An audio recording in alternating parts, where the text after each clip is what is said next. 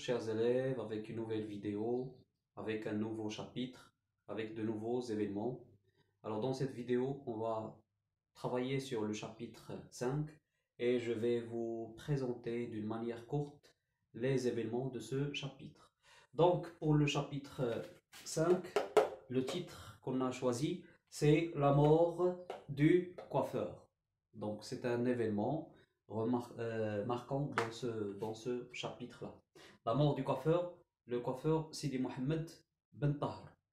Et je vous rappelle qu'on a deux coiffeurs dans le roman. On a Sidi Mohammed Ben Tahar qui va mourir dans le chapitre 5 et on a Si Abdurrahman, c'est le deuxième coiffeur.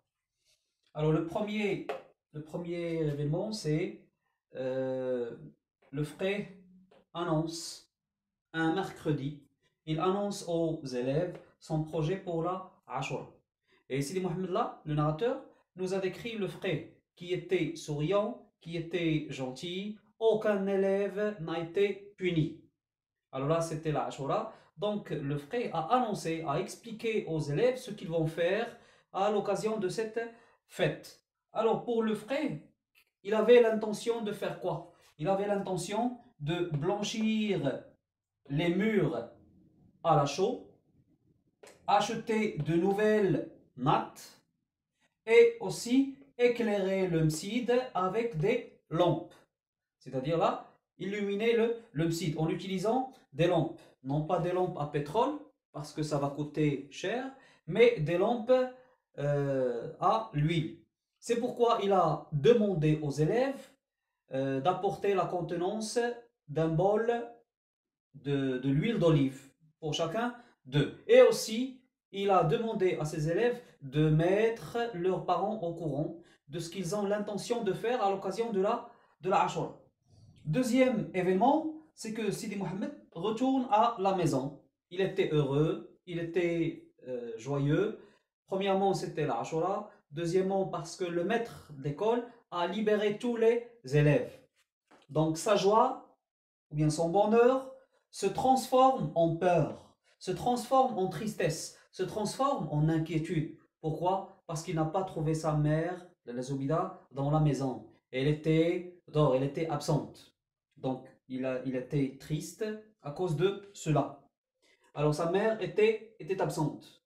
Après son retour à la maison, Lalla Zoubida raconte à ses voisines, Fatma Bziouya et Rahma, elle raconte à ses voisines la nouvelle histoire de Lalla Aïcha. Et là, c'était la raison pour laquelle Lalla Zoubida n'était pas à la maison.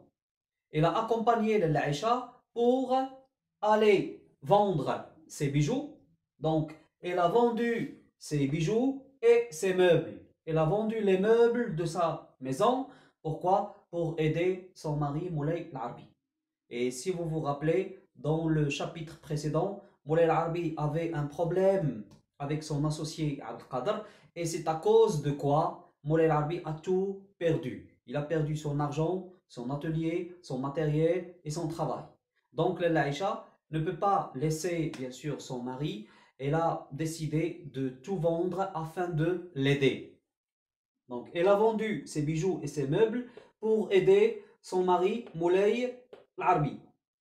Après avoir entendu des cris et des hurlements, les femmes montent dans la terrasse pour voir ce qui se passe.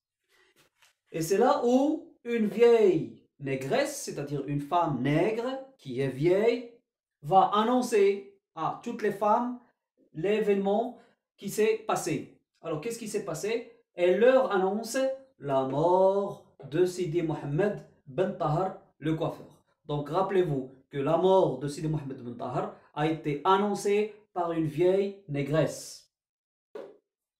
Événement suivant, description de l'atmosphère de tristesse et de chagrin. Sidi Mohammed, bien sûr, a accompagné sa mère pour aller pleurer dans la maison de Sidi Mohammed Ben Tahar. Et là, il nous a décrit tout ce qu'il a vu. Il nous a décrit les femmes en train de pleurer. Il nous a décrit, bien sûr, les récitateurs ou bien les psalmistes les récitateurs du Coran. Et après cela, Sidi Mohammed sera aussi triste et il va refuser de jouer parce qu'il était triste. Bien sûr, c'était un jour triste pour tout le monde. Alors, le père, Ma'alem Abdeslam, pour consoler son fils, pour le calmer, il lui raconte une histoire. C'est l'histoire d'un boutiquier. Un boutiquier, s'il vous plaît, qui avait l'habitude de suivre chaque cortège d'enterrement, chaque cortège d'enterrement qui passait devant sa boutique, jusqu'au jour où le cortège d'enterrement d'un mendiant, un mendiant, Moutasawi, alors là, il n'avait personne pour suivre son cortège, il était seul. Alors le cercueil était porté par deux personnes. Et là, il a pris ses babouches, il avait l'intention, il voulait suivre ce cortège jusqu'au cimetière, jusqu'à la tombe. Mais à un certain moment, il a rendu les babouches à leur place. Pourquoi? Parce qu'il a vu arriver derrière le cortège, ou bien derrière le cercueil, une foule d'anges. C'était les anges du paradis. Et bien sûr, lui, qu'est-ce qu'il a dit? Il a dit qu'il était un simple pécheur. Un simple pécheur, c'est-à-dire il faisait des péchés, alors là, il ne pouvait pas se mêler avec ces anges. C'est pourquoi il a renoncé à son idée de suivre le cercueil. Là, c'était l'histoire racontée par Ma'alem Abdeslam à son fils. D'accord? Pour lui montrer que même si on meurt, il y en a des anges qui peuvent nous suivre jusqu'à notre tombe. Alors ce n'est pas la peine d'être triste ou bien de pleurer. Donc là, le père raconte à son fils l'histoire d'un boutiquier et cela pour le soulager, pour le calmer.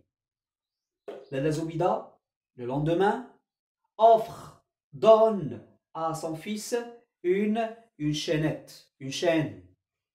Pourquoi?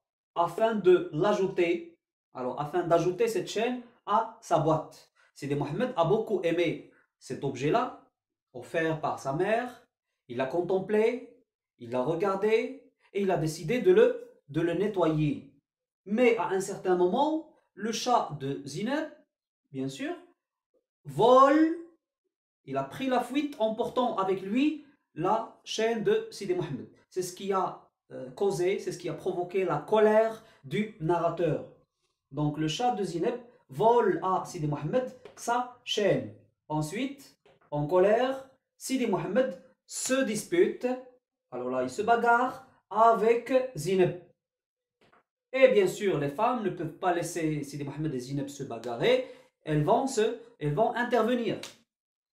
Donc ici, on a l'intervention, c'est l'intervention des femmes pour séparer Zineb et Sidi Mohammed.